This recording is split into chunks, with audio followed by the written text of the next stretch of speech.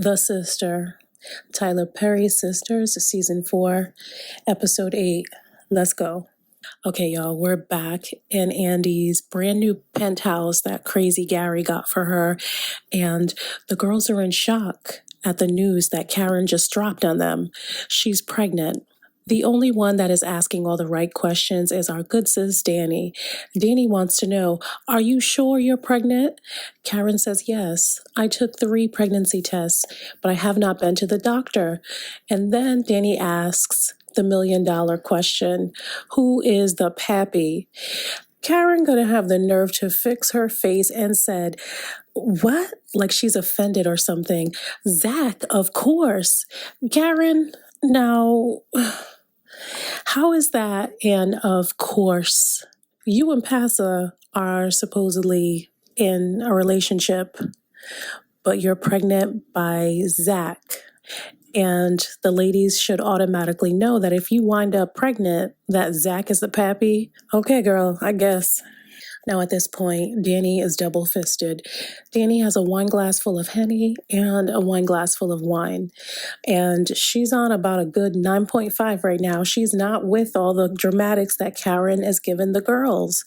So we find out that Karen has not carried her behind to the doctor, so has no idea about how far along her pregnancy is. But she's still sure it's Zack's. I'm not exactly sure how she's so sure, but she said she's sure. Just as the girls are wondering how Fatima will take this news, Andi's phone rings. It's the doorman. He's sending Tima on up. Okay, so Karen is delusional as heck. Andi tells Karen, listen, this feels like a setup type of situation. And Karen says, well, what do you mean? It seems like Karen is trying to cause a situation between Fatima and Andi. So it definitely doesn't seem like Karen thought this situation through. I don't know why Karen seems to have a problem with Fatima. Karen says that Fatima needs to know what type of man she's dealing with. Karen is definitely continuing on with the hate. She's mad, she's angry, she's bitter. Then Danny realizes that both Karen and Tima, they pack heat, both of them. The girls wonder if they should call Fatima and tell her not to come upstairs, but it's just too late. Karen says it's going to be a civil conversation and she wants to have it. She wants to talk with Fatima, so Tima steps out the elevator and is admiring Andi's new penthouse. Fatima says, do I need to be scared? Andi says, no, scared for what? Next thing you know, Karen turns into Curran and hops her narrow ass about her seat and slowly approaches Fatima. Andi's kind of stuttering, doesn't know exactly what to tell Fatima, and Karen comes over all creepy and says, Andi, no. Bring her inside. And Danny's trying to check Tima for weapons, but Fatima would not give up her purse. So Andi is definitely in a bad position in this situation.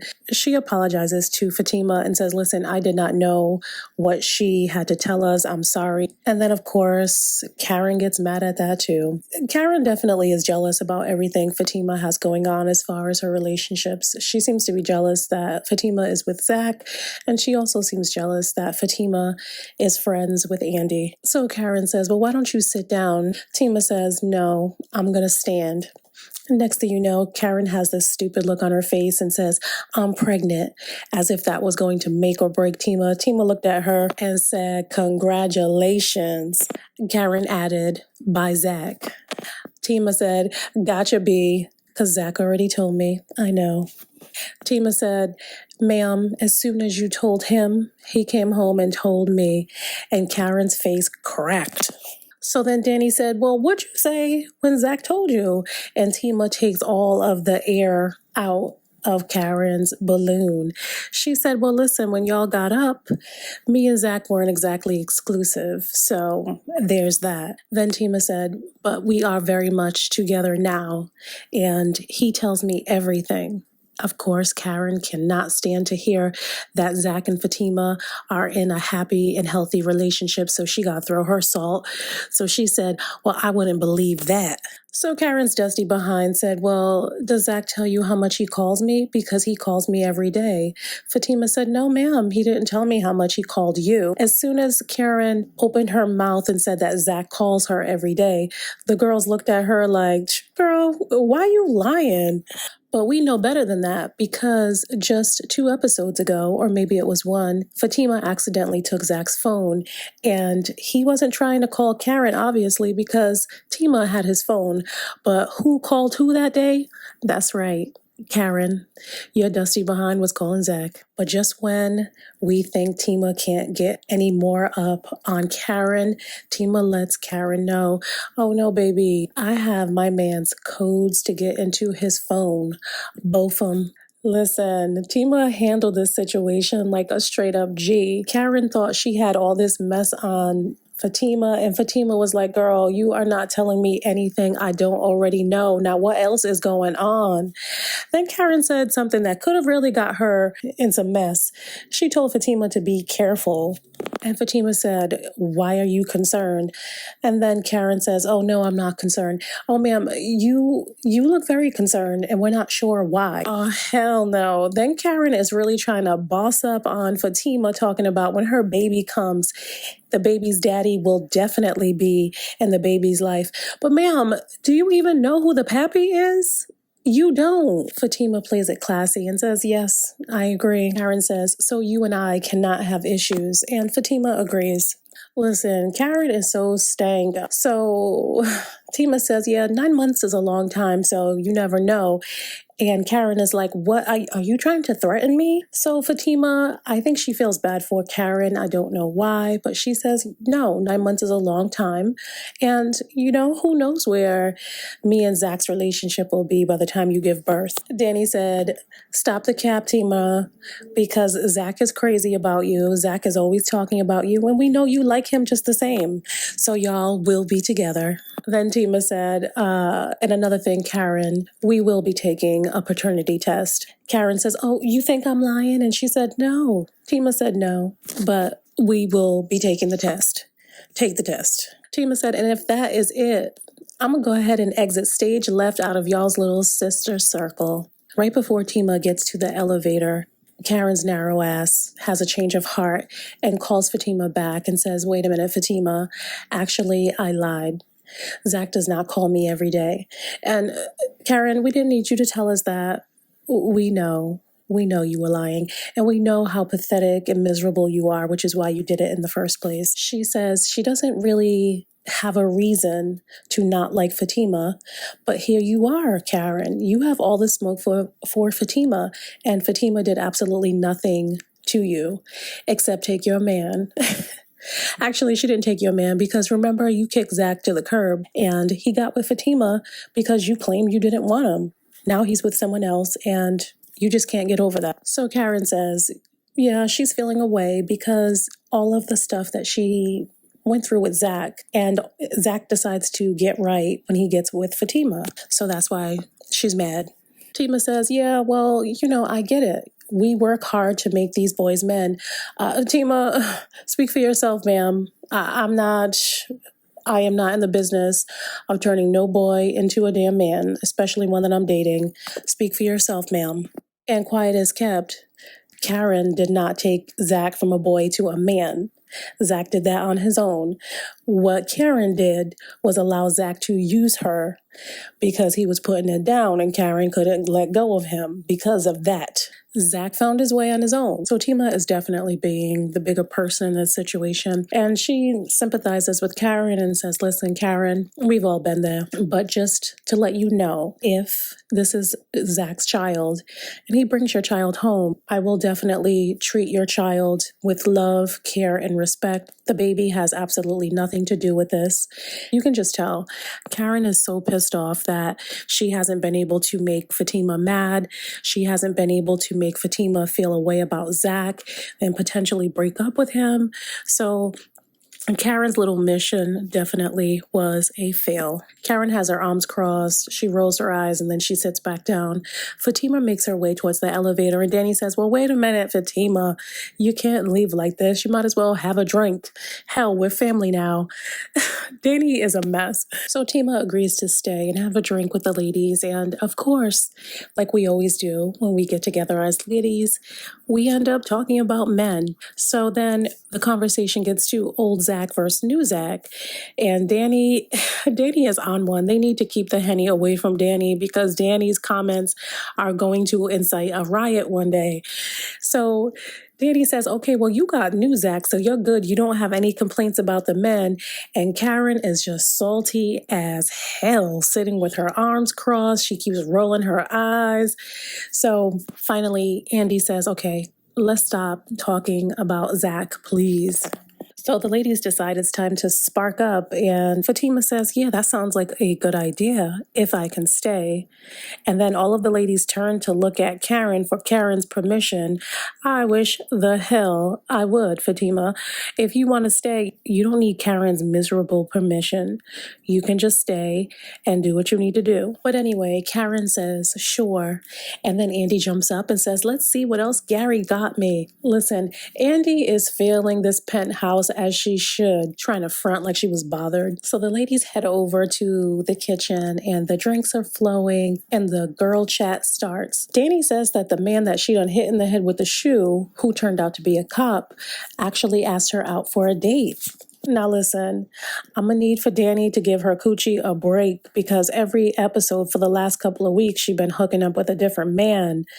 I know she got to be tired. And Sabrina tells us what's going on in her life. Nothing to see here. Calvin just got beat up again. Danny then tells Fatima that Gary, crazy Gary, just got Andi this penthouse and he put it in her name, and he also got her a Rolls Royce and put that in her name as well. While the girls are laughing and having a good time, Karen is again on the sideline doing what she does best, hating. Okay, so now we're headed over to Tima's, and Zack is fresh out the shower just listening. Zack gets a phone call from his financial advisor, who also works with Crazy Gary. His financial advisor apologizes for how Crazy Gary was acting on the basketball court. Zack says it's fine and wants to know if Gary was telling the truth about people running around asking questions about him. And his financial advisor says, well, listen, because you only invested a small amount of money and ended up hitting big, that's always going to cause a red flag and people to stop to see exactly what happened and what you have going on. So the financial advisor basically tells Zack that, listen, Zack, you need to diversify. All of your stocks can't be hitting like that because you're making yourself hot. So they agree to meet up the next day at Zack's house. Then Tima walks in and gives Zack an update about what happened with the meeting with the girls. Tima says she enjoys the girls and she likes them all, including Karen. Now, Tima, I believe you are barking up the wrong tree trying to be friends with Karen. I know you're trying to be the bigger person here, but you know you need to tread lightly. So Tima lets Zack know, okay, I didn't put not in one hand on Karen and I didn't put not in one foot. Everything went okay because this time, Tima used her words. Then Zack fills Tima in on what happened at the basketball court between him and Gary. So as Tima's listening to Zack's story about Gary's proposition, he tells Tima that he's working with Jake, the financial advisor that also works with Gary. And Tima gives him some great advice and says, don't trust neither one of these fools because she's getting a bad vibe. That woman's intuition will help you out every single time if you pay attention to it. Zack knows his girl, so he says, Tima, just let me handle this, please. And Tima says, okay, I'm going to let you take the lead on this one, but just know that I am back here if you need me. Okay, and now we are with Karen in her salon, and her phone is ringing. It's Andi. Apparently, Andi took my advice and did not stay at Karen's for the night. Karen says, yeah, you should definitely come with me. You don't need to stay in that penthouse. Andi is looking around her new penthouse thinking to herself, girl, bye. Then Karen gets a call on her other line. It's Passa. So she hangs up with Andi and takes the call. So Passa gets to gossiping on the phone with Karen about Zack. And basically tells Karen, yeah, I can see why you're not with him anymore. But Passa, the gag is, Karen would do anything to be with Zack, and that's on period. So then Passa says that he's going to change the subject, and now he wants to talk about Karen's pregnancy. Passa has been crunching numbers, girl, and according to his calculations, he or Zack could be the pappy. Karen is triggered by this conversation and wants to change the topic. Passa says, but just know, Karen, just know that if it is my baby, I will be happy. What I would like to know is, Passa, where your kids? Where your kids? Don't you have children by that woman that offed herself in Karen's salon? Where are your kids, sir? Why you up here chasing behind a woman that is telling you that this child that she is carrying is not yours? Now, I will tell you that I think there is a strong possibility that it could be yours, but I'm just saying, where your kids? And we're back to the penthouse with Andi, where Andi discovers a tablet that has a note on it that says, play me. So, of course, she plays the tablet, and creepy Gary is on video sending Andi on a creepy little scavenger hunt. And the creepy little scavenger hunt ends with one of those little quizzes that you used to get back in the day from your crush. Remember those, girl? Remember when the boy that liked you would send you a little note that says, do you like me, yes or no? And you check the box. Okay, well, this one's in digital form. And he wants Andi to say yes or no on whether or not she wants him to come by. Listen, Andi ain't fooling nobody over here. Now, Gary done put her through so much mess, and she didn't leave. So, my prediction is that Gary will be waking up right next to Andi in that penthouse in the same bed. Don't play with me, Andi. Okay, now we're headed over to Zack's. And right before Zack can enter the house, he gets a phone call from crazy Gary. Gary has called to apologize for his behavior at the basketball court the night before. Crazy Gary reminds Zack that Jake will be coming over. But before the two get off the phone, Gary advises Zack to go ahead and take some money out the bank and keep it stashed, and says he can't go into details on why he's giving Zack this advice, but to just go ahead and do what he told him to do and to trust him.